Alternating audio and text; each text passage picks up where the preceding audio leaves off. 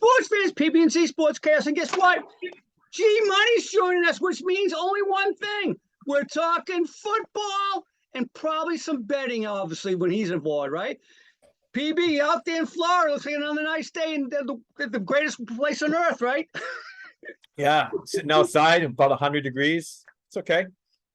I'm getting ready. Week 1 starts tomorrow. I'm shaping up to go to my first BC game tomorrow at noon. I'll be out there for an 8 o'clock tailgate. And by the way, this is going to be the wildest season ever. I mean, NIL is just out of control. The transfer portal is out of control. You got coaches telling other coaches you bought your team. It's just crazy that you can't trust any of the other conferences. By the way, here's a funny line I heard the other day on the show. The 5 families in the Godfather movie trusted each other more than the Power 5 commissioners trust each other. That's a good line. I like that. Great analogy. All right. Hey, realignment is shaping up to change everything. We already know. We already had Oklahoma. We had Texas move last year. They're going to SEC in maybe 2 or 3 years. Could be sooner. Who knows? You got now the Big Ten is now bringing in USC and UCLA, which makes them technically what, the Big 15, I guess? I don't even know. They don't even have 10 schools. They got like 12 already, right? So, and the Pac-12, which is what now, maybe Pac-9, 7.5? I don't even know what the heck's left of that conference, right? The Big 12, they accepted 3 new schools already, Cincinnati, Tulsa, and somebody else, I think it was. This is a mess. I got a question for you guys. They took Cincinnati, Houston, and BYU. Okay. So, guys, the reason why I love college football is the rivalries, the passion. Are they gone?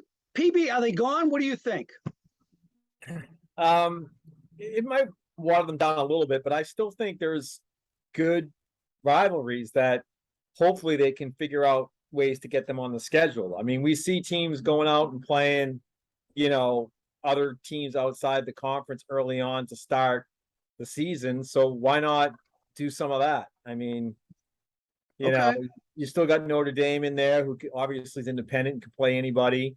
But you're seeing Alabama go to Texas. You're seeing, Miami go to Texas A&M, early in the season. I think you can still create enough interest. And it's so deep. There's so many teams that have good programs that I'm not gonna really miss rivalries, I don't think.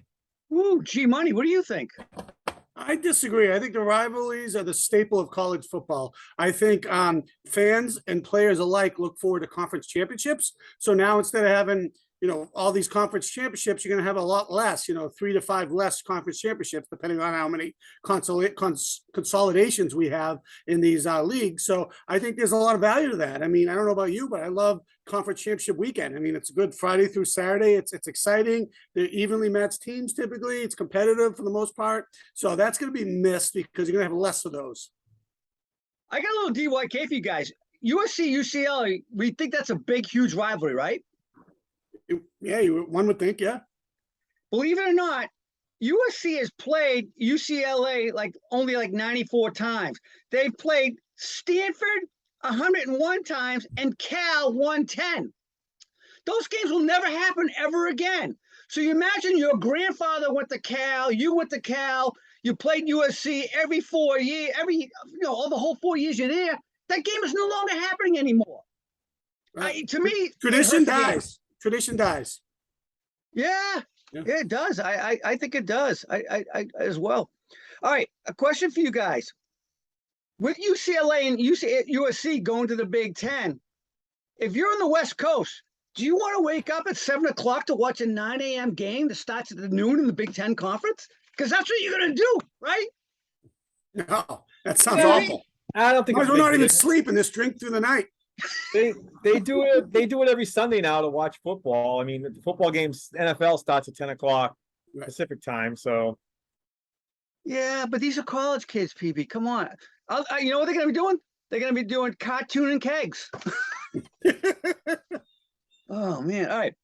Let me ask a question. So having said all that, are we going to a day when there's only going to be 2, maybe 3 super conferences?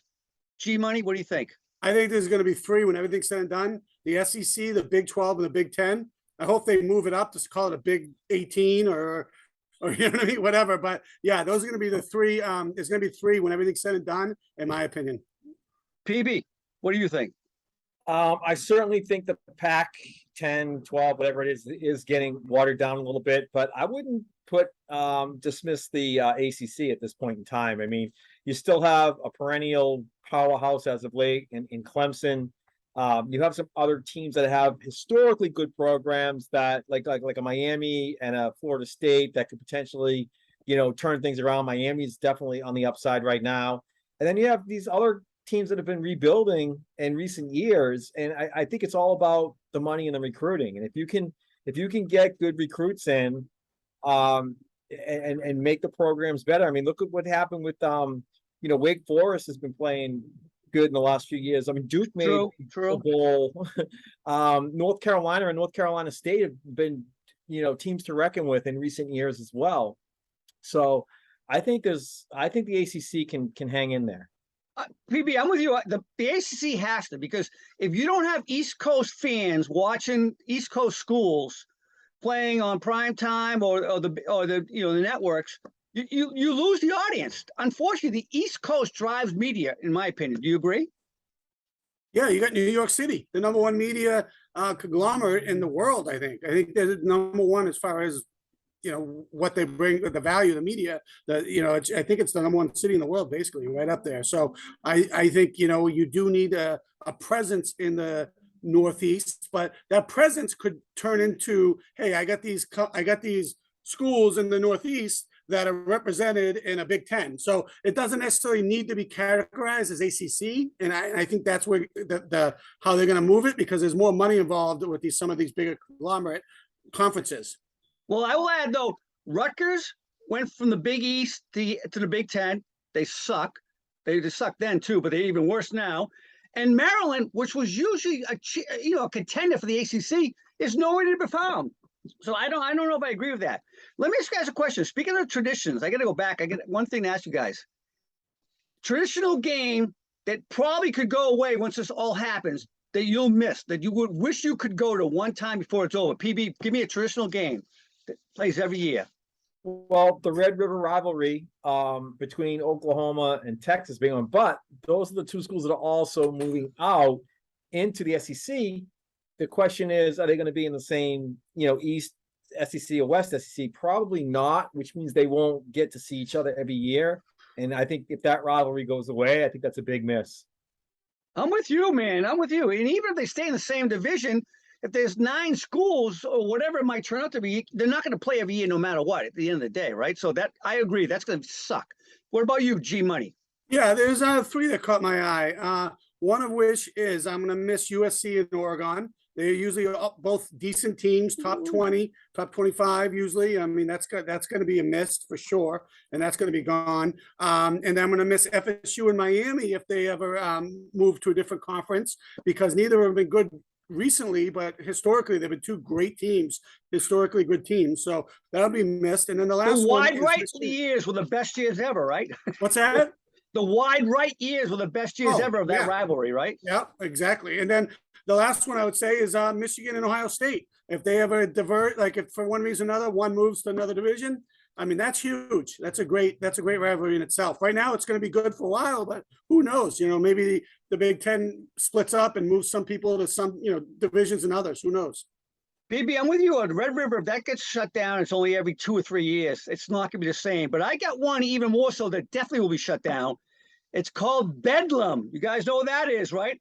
Oklahoma State versus OU at the end of November, 1st of December. That game is awesome. I've been to it before. It's gone. It's essentially gone right now. They're never going to play again once OU leaves that conference, probably. What they should do, if they were smart, is when they do these realignments, keep these rivalries alive by being in one of the, they play a handful of games outside their conference every year. Make that one of them, Well, and I have heard that, G Money. So there is a theory out there. You're only gonna play 7 conference games, so you have some non-conference games as well. Which means to go back to the teams that went into the conference together, like USC, UCLA. That definitely means they won't play every year, right? At the end of the day, so one way or another, it's going away. All right. Speaking of the Big Ten, gentlemen, they signed a $7 billion media rights contract from 2023 to 2030. Every school gets guaranteed $80 to $100 million a year. Does that help them close the gap on the SEC? PB, I'll ask you first. I don't think so. I mean, obviously from a audience perspective, yeah, but from a football, talent standpoint, I'm still going to put the SEC ahead of them. Look at what's going on right now. I mean, Oklahoma and Texas going to the SEC are strengthening the SEC with those two teams, and both those teams are better than USC and UCLA. And you're putting USC and UCLA into the Big Ten. So I think the gap between the SEC and Big Ten actually widens a little bit when you introduce those new teams. Wow. Gee, what do you say?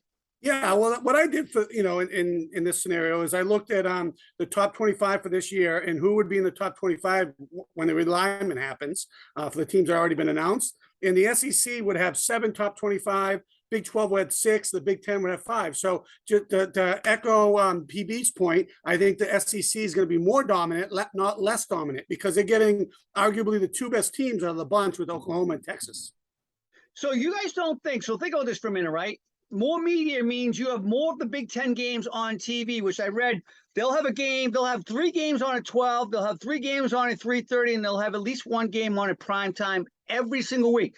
So you come from a family that doesn't have much money. They can't travel to see you play live at the Big Ten, but you're going to be on TV every single week potentially. Doesn't that maybe get some better recruiting? You would think so, because if you think about the amount of students enrolled in the Big Ten schools, it's probably cumulatively more than the SEC schools. So every student, every athlete has obviously a parent, immediate family, extended family. So yeah, in theory, there's going to be more viewership from the Big Ten versus the SEC. The question is, does that outweigh the the nil and the different other things you can get as an athlete these days? That damn nil. That nil is going to kill us. All right. PV, any other thoughts before we move on to the Heisman? Oh, let's go Heisman. All right, Heisman. This is the second year since 1975 that we potentially could have a repeat winner. Last repeat winner. Who knows the answer to that? That would be one Archie Griffin back That's in the 70s. right. Ohio State. Yes, sir. Yep. Bryce Young could do it. I don't know. I'm skeptical. G-Money, you go first. Give me who's your long shot, and then who's going to win it in your mind. Dylan Gabriel is my long shot. He's a 4-year starter for that got injured, but he was great throughout his year when he was playing at UCF. Yeah. And he got injured, and now he's at a perennial powerhouse in Oklahoma that has been known to produce and churn out Heisman winners. So I think he's going to have a huge year. I'm talking 5,000 yards, 50 TDs. I mean, if Oklahoma can make the playoffs or sniff the playoffs, I think he wins it. Who's your favorite at this moment, though? It's CJ Stroud. I mean, I think he's got the best path to get it because one, they don't give it to back-to-back. Only did it once. It's not going to happen again, in my opinion.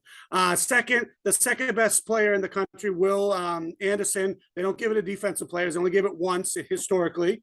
So that really leaves Stroud, who's going to have a massive year stats-wise. I mean, he could have 60 TDs, 6,000 yards. He could have an insane year. So I think it's his for the taking, but if he doesn't get it, I think there's a good chance Dylan Gabriel gets it. Woo! All right, PB, you got a long shot?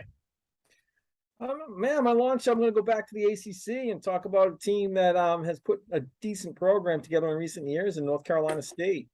And their quarterback, Devin Leary, not only is he has the tools to do it, but he also, has a good path.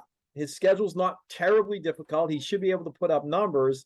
And Vegas is agreeing with this. Vegas had him at 120 to 1, and he's already down to 50 to 1. So are you serious? Really? So it's still a long shot, but the odds just keep getting better and better and better and better. Or worse, but better if you're worse if you're betting, but better if you're looking for better odds. So yeah, okay. I mean, he's my long shot pick, but I agree with you, Money, in terms of the winner. It's CJ Stroud, and just because, again, his ability to put up numbers in games is going to be ridiculous with his schedule, and also the fact that the Ohio State defense is not really a top 10 defense. I mean, they're not even a top 10 defense. Well, they're barely a top 10 defense in the Big Ten. And they're not even close to a top 10 defense in the country. And with their schedule, they're going to get into a lot of shootouts, and that's going to just mean he's going to be putting up numbers. He's going to be in those, 50 to 40 games, 40 to 30 games every single week, which translates to, as G Money said, lots of yards and lots of touchdowns. Yeah, much like the Rose Bowl last year against Utah, right? Was that 48 to 45, I think, right? That game? It was insane. It was a great game. But let me also say that, you know what? He's going to see these numbers this year. He's going to win the Heisman. He's going to move up the draft boards. Some NFL SAP team is going to take him in the top 5 or something next year. And then he's going to turn out to be like every other single quarterback that's ever been drafted at Ohio State and fall flat on his face. So hey, give Justin Fields a break. He's got a chance. We'll see about that. We'll see about that. He's on the worst. He's probably on the worst team in the NFL this year. And the worst offensive line in the history of the NFL, I believe. Yeah. I'm with you guys. Hey, I'm with G Money on the long shot. I like Dylan Gabriel as well. I'm an OU homer, as you guys know. He's going to play for the quarterback school. Although Lincoln Riley, the quarterback whisperer, is gone, so that might hurt him a little bit, right? And then C.J. Stroud, I'm with you guys. He's going to put up some yards and points. He's got the best offense probably. And to G Money, PB, to your point, he'll be on the field all day because they're going to give up a lot of points on defense. So, yeah. All right, hey, real quick, we had some college coaching changes this year. I'm gonna give you a couple of names that changed. Tell me if they're gonna have a good year, bad year. They made a bad decision. Lincoln Riley goes to USC. G Money, bad, good, what? I think it's ultimately in the future, it's gonna be a great decision in 5 years. I think it's gonna start out slow. It's gonna take them a while to ramp up because their defense is horrible. But I think ultimately he made a great decision, and USC will be better off for it. PB? I'm pretty much in line with that. I think short term, there'll be some struggles, maybe some long term benefit though. He did bring Caleb Williams with him, right? His quarterback from OU, right? So we'll see. All right. Brian Kelly, is he DOA at LSU? PB?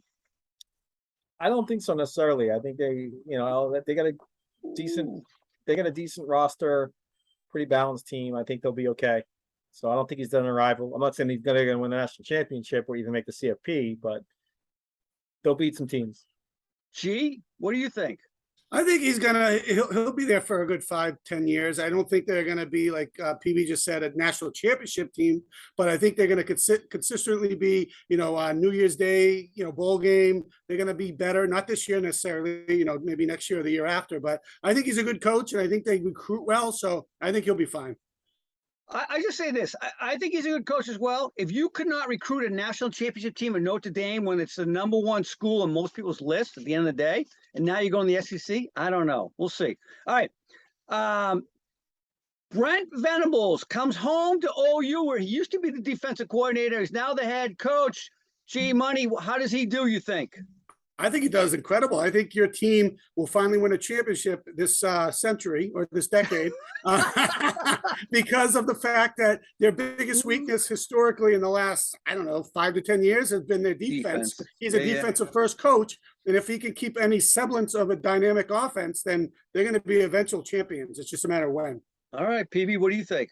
Yeah, I'm pretty much right in line there. I don't think they're going to be in the CFP this year, but I think they'll have a good team. New Year's Day Bowl type situation, and give it a little bit of time and they'll be right there. I am worried. When he was the DC at Oklahoma, he got run out because they couldn't play good defense while he was there. So we'll see. All right. Here's one for you, Mr. Miami. Mario Cristobal comes home where he was born and raised and played for the U. How does he do for the Ducks? The Canes, I mean. Coming for the Ducks, going to the Canes. Going to the Canes, yeah. And don't the Canes have like some type of duck for their yes, it's so weird. I hate to see a duck in a hurricane. That might not be a pretty sight. But anyways, I think he does all right. I think Miami's gonna surprise some people this year. Again, good roster, top to bottom. They're gonna play well. They got some tough games on their schedule that we're gonna be talking about in a bit, but I think they can contend this year for the CFP. I'm giving him a thumbs up in Miami. G Money, what do you think, Mario? Is he a success there? I think he'll have success. I think his teammates, his players will be motivated by the fact that he's Miami alum through and through. And I think, you know what, motivation's huge with these college kids more than anything. So I think he's going to get the most talent out of them. I don't think they're going to be as good as soon as PB does, but I think they're not going to be any worse as a result of him joining I am a closet Miami fan as well. I hope he does well. I like to see the rivalry with FSU back. I love to see them play Notre Dame again, Catholics versus convicts, and be something of importance, right? All right, speaking of the Catholics, I got the last one for you. PB, I know you're a closet Notre Dame fan. Can Marcus Freeman take them to the promised land? I do think so. I got them. I believe, yeah, I do have them in my CFP predictions to make it into the Final Four. So okay. I think there's enough there. The team's good. Coaching will be fine, and they'll get there.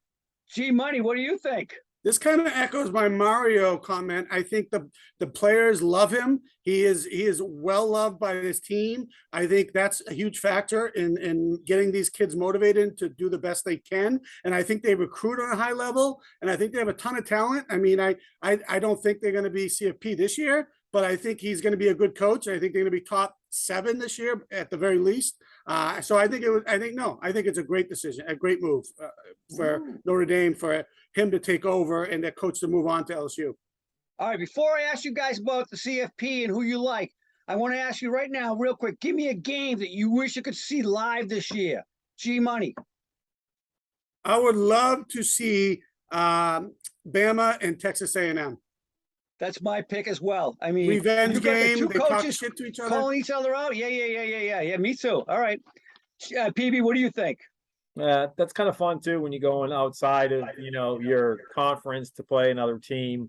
Otherwise, it gets very traditional if you talk about SEC rivalries, playing each other and that kind of thing. Of course, coming right out of the gate, you got the Ohio State Notre Dame game. I mean, that's going to be a great tone setter for the road to the CFP, I think, coming out of week 1. So that one's definitely up there. But then I got by the way, you got Marcus Freeman, who played for Ohio State and coached there for a year or two, coming back home. His father was an usher at Ohio State as a kid. Wow. That's going to be a CFP eliminator. That's going to eliminate someone from the CFP, and most likely would. And then the Utah-Florida game will probably do the same. It's going to week 1's huge. All right, yeah, it is. I mean, you got something else? Another one? If you lose, you got to basically run the table, right? Right. Yeah, to be considered. But I'm interested in this Miami on the road at Clemson, Saturday, November 19th, second to last game of the year. I think both those teams are going to be in contention at the time. One of them may be undefeated. They may both each have a loss, but the winner of that game, I think, might be in, and the loser of that game might be out. So I think that's going to be a great game down the stretch. I will tell you what, that's on my bucket list, going to a game at Clemson one time. I hear it's an unbelievable experience. It starts on Friday. I mean, it starts on Thursday, I'm told, the partying. So love to go there one time. Let's do the show from there. Oh, I got some Clemson fans who would love to have me come down there. They told me before. All right, let's get into it. Let's give our picks for the CFP. Start with you, G Money. What do you think? Yeah, so I'll tell you, the first two are no-brainers. They're going to run the table, go undefeated. There's no doubt in my mind. Bama and Georgia. They're going to play each other in the conference championship. The loser of that is not going to get dinged for losing, and they're both in. I mean, highly unlikely neither of those get in, so they're both in. The third one is a dark horse at Utah. I think they run the table. I think they have to go undefeated to get in, and I think they do. And I think they'll get in because they beat a good Florida team, a good Oregon team, and their schedule is not amazing, but going undefeated in the Pac-12 will earn them a place. And the fourth one, I wavered back and forth between Ohio State and Clemson. I think one is going to be 4, one's going to be 5, and I think Ohio State's going to be 4. I think they could lose one and still get in, but I think they go undefeated. And I think Clemson is going to lose one because they got a tougher schedule. They play Notre Dame, they play NC State, they play Pittsburgh.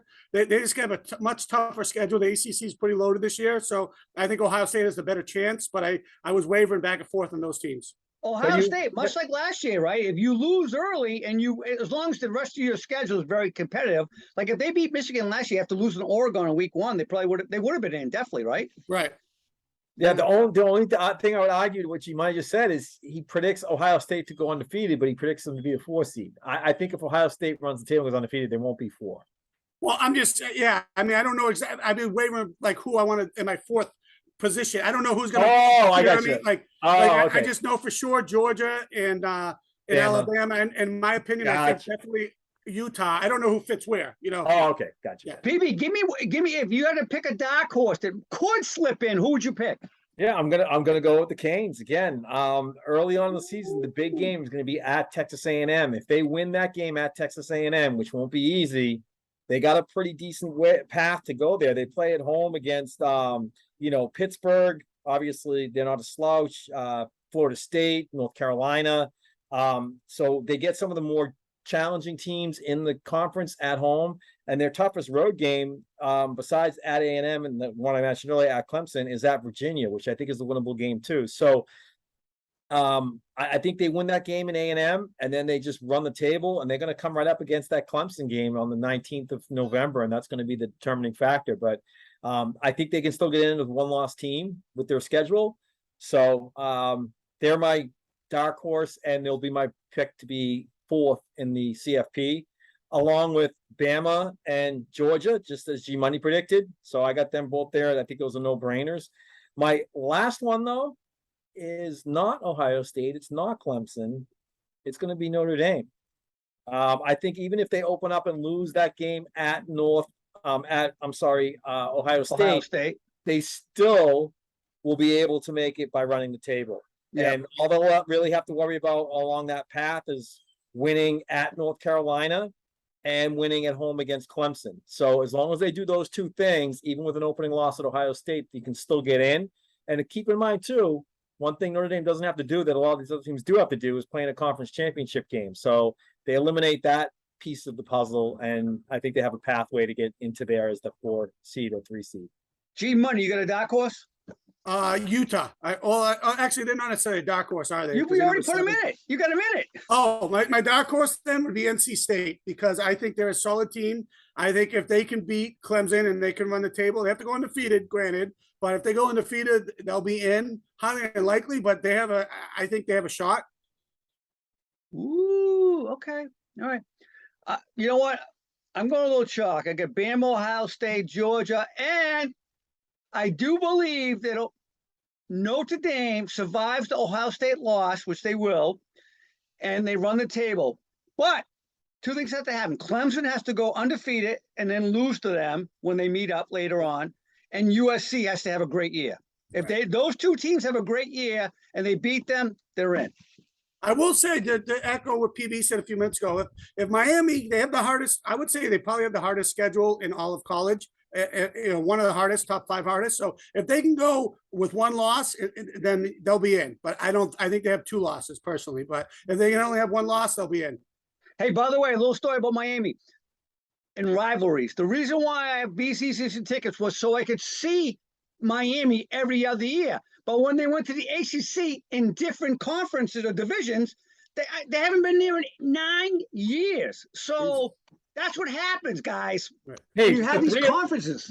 The 3 of us were at the last time Miami played in Boston College. Oh yes, we were. No, that was Florida State. Oh, was that FSU? No, it was because I remember we were yelling cocaines instead of go. Yes, it was so Miami. 5 years ago. 5 years. But they don't play again for another 5 years. That's 4 years. I remember that. That was funny. Yeah, that was a crazy night. Yeah, cocaine. Yeah, that's right. All right. Hey, let's get into some picks real quick here. Week 1 picks: Notre Dame, Ohio State. We've been talking about it all night. Ohio State's a 17.5-point favorite. PB, what do you think? Man, I'd love to see what the money line is on this with Notre Dame, and maybe we could pull an upset. Sure, you'd make a lot of money there, but you're giving me 17.5 points. I think they can hang in there, so I'll take them with the points. Gee. I will definitely take Notre Dame. I think they lose by 10, not by 17. I'm with you guys. I as well. I think Notre Dame covers. All right. Georgia plays Oregon. Oregon has to come all the way to the East Coast. It's not at Georgia's home field. It's at the Mercedes-Benz where the Falcons play. What do you think there? G-Money, you first. Yeah, 17 points, 17 points. Oregon's supposed to have one of the better defenses in college this year. You combine that with the fact that Georgia's offense isn't that great, and I see a very low scoring game, which favors the underdog. So I think Georgia keeps it close. I mean, I'm sorry. Oregon keeps it close and loses by like 7, maybe 10. Okay, PB. Yeah, I was wavering on this one too. I think 17 is a lot of points. I think it would make sense to take the points on this one, but maybe I'm going to go the opposite of what G-Money said, and maybe it stays right around that 10 point, and then there's a late touchdown that pushes it over to keep it so that they cover. So I'll take Georgia. Ooh, so you got Georgia covering the 17. Yep. Wow. All right, I got Oregon. All right. PB, to answer your question earlier, Notre Dame plus 520 on the money line. Ooh, okay. Ooh, okay. All right. Utah comes all the way from the West Coast to the East Coast as well to play Florida. Utah's number 7. Florida's not ranked at the moment. PB, what do you think? It's -3. Utah's favorite in that game. Yeah, and the Swamp's a tough place to play no matter what. SEC, traveling across the country, you're getting points at home. Give me the points. I mean, even if they can somehow win, it might be on a last-minute field goal or win by 3 and you end up pushing. But I'm going to take the home team with the points in this case, so I'll take the Gators. G-Money, you have to be taking Utah because they're one of your Final Four. Yeah, they have to run the table to get in, and I think they do. I think Florida has a great QB. I love their QB, but I think the rest of the team is not that good. I think his QB is Anthony Richardson. The rest of the team's not great. So I think Utah wins probably 7, maybe 10 max. But it's not going to be a big, it's not going to be a blowout, but they're going to win by more than 3. I wish it was 2.5 because I think it's going to be a 3-point game, but I'm going to take Utah anyways. It's going to be a push, but as PB said. All right, last one. FSU not ranked, LSU not ranked. Brian Kelly's first game coaching in the SEC against an ACC opponent. PB, what do you think? FSU versus LSU. LSU's a -3 favorite. And it's at LSU, right? It's in the Superdome. It's not at their stadium, though. Okay. All right. Yeah, I'm still going to take LSU. I'll lay the points and take LSU in this one. I think they're a better team than Florida State this year. All right, PB. G-Money, what do you think? This is the toughest game on the slate. But when in doubt, you take the more talented team. And I think LSU has a lot more talent than FSU, position by position. So I'm going to go LSU to cover the 3. I so want to pick FSU because I think Mike Novell, who's been there a couple of years now, is starting to lay some groundwork for bringing them back. But I think LSU covers this game. They win it by 4 points. All right. Nice job, gentlemen. Nice job. We'll talk next week for our NFL preview show, right? Wednesday, right? Wednesday night. Yep. All right, guys. Have a good weekend. That's it. Have a great weekend.